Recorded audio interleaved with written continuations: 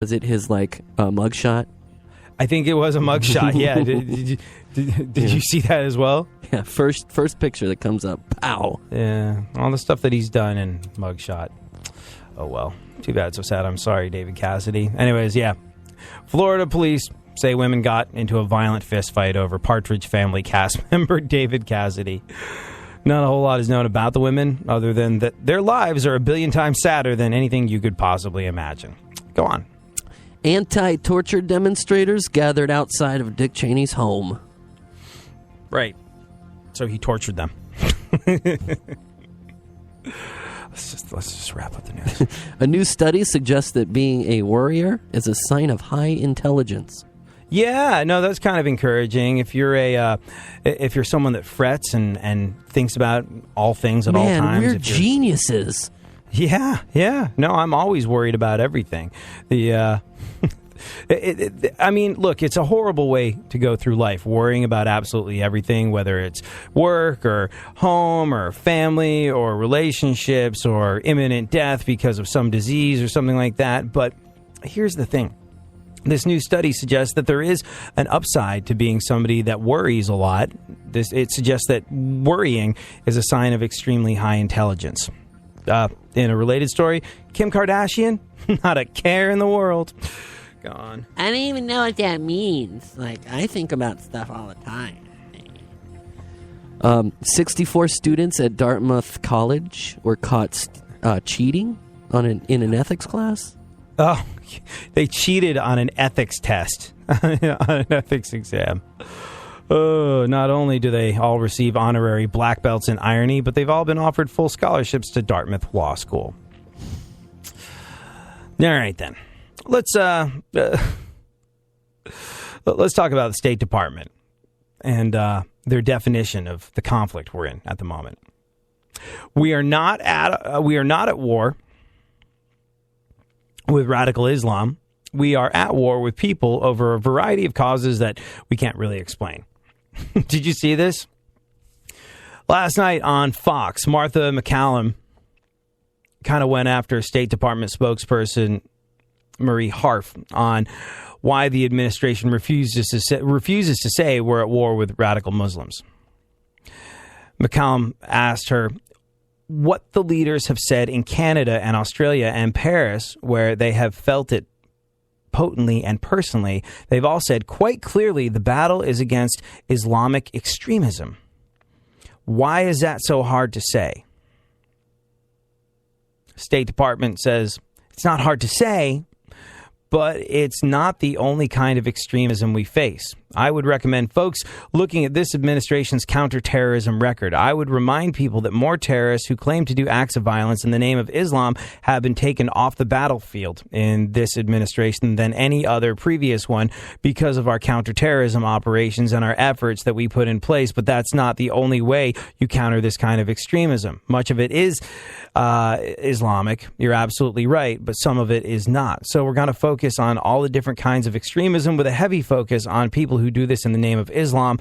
We would say falsely in the name of Islam, but there are other forms of extremism. Huh? Yeah.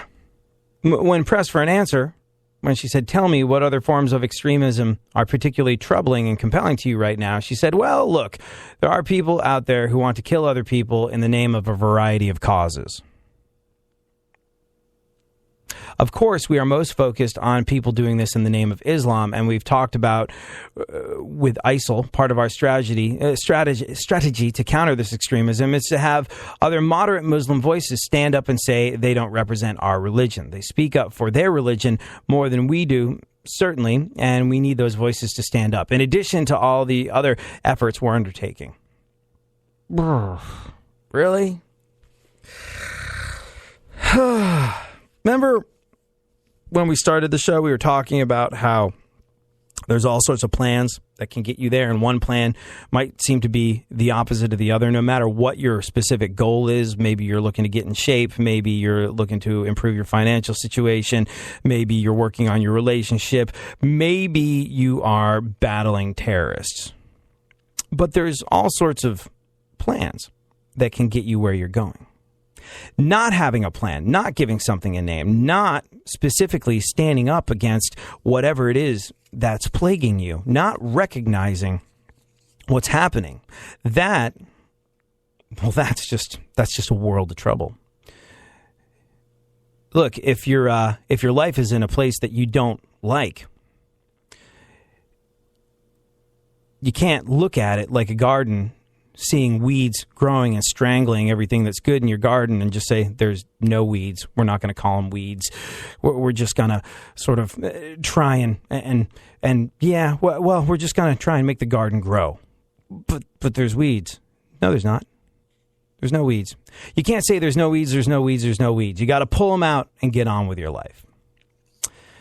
And by not naming the specific threat that we're dealing with, that they've had the cojones to do in other parts of the world, we are inviting ourselves into a world of weedy trouble.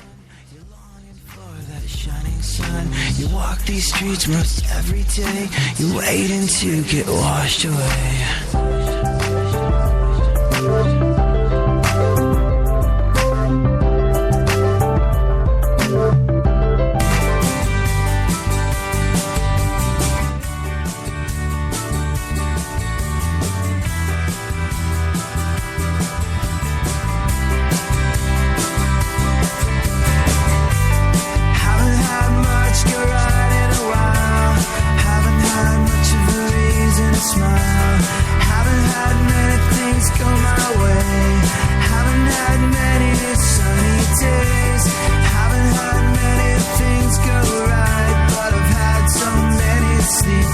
Nights. Nothing ever seems like it will be half of what I hoped it would be.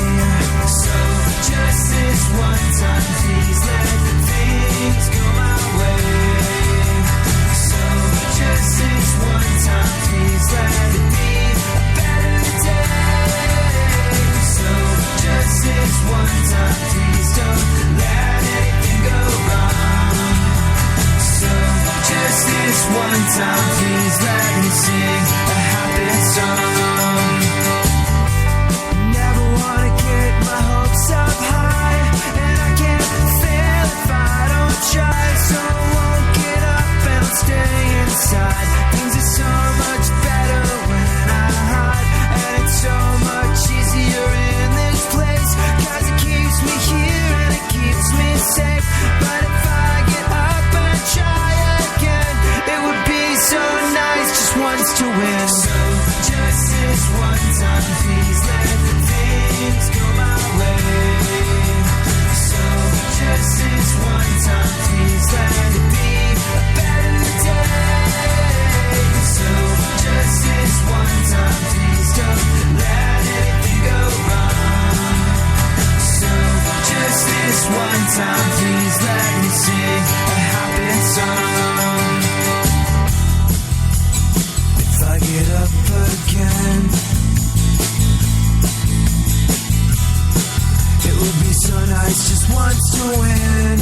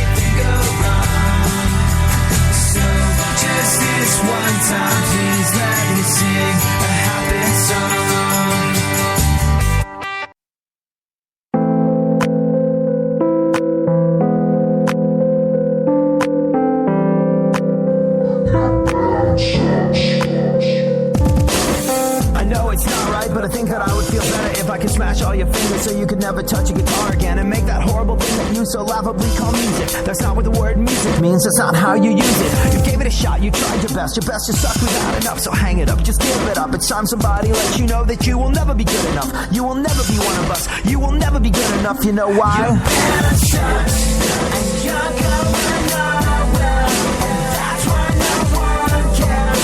And you should be aware, you should know your band sucks. So go get a day job, you unspecial douchewad. You talentless ass clown, just put the guitars down. Your band sucks, your band sucks. You know you think that by now you would have moved on from trying. Every time you step on stage, your hopes and dreams, they should be dying. Cream rises to the top, you got to the middle and top. You scale the heights of mediocrity and mean nothing in this city. Trying out for years, giving your blood, sweat, and tears. Yet there's no one at your shows or listening to your lame ass demos. Your name is a name that no one really knows, and you're never gonna be on the radio. That sucks, and you're going nowhere, and that's why no one cares. And you should be aware, you should know your band sucks. So go get a day job, you unspecial douchewad. You talentless ass clown, just put the... Go ahead, favorite the show, and enjoy AD on the go. iHeartRadio presents AD. Oh, is that it? We're on? Yay. Something worked today. Grumpy ass mofo today. Do you get that way on a Tuesday? I mean, Mondays suck so hard, but we talk about this every Tuesday. Tuesdays are those days where, oh God, the week seems freaking terminable. That said, we'll get through it together. We'll drink a lot of coffee together, and we'll talk about radical Islam. The State Department insists we're not at war with radical Islam. Oh, such a slippery and dangerous slope to not call something what it is when it's staring you directly in the face. And I get it. I do understand why our government is cautious in terms of... I do understand why our government is cautious in terms of calling out a specific religion. Once you start saying we're at war with radical Islam, the big question is, where does the line get drawn in terms of what's radical and what is not?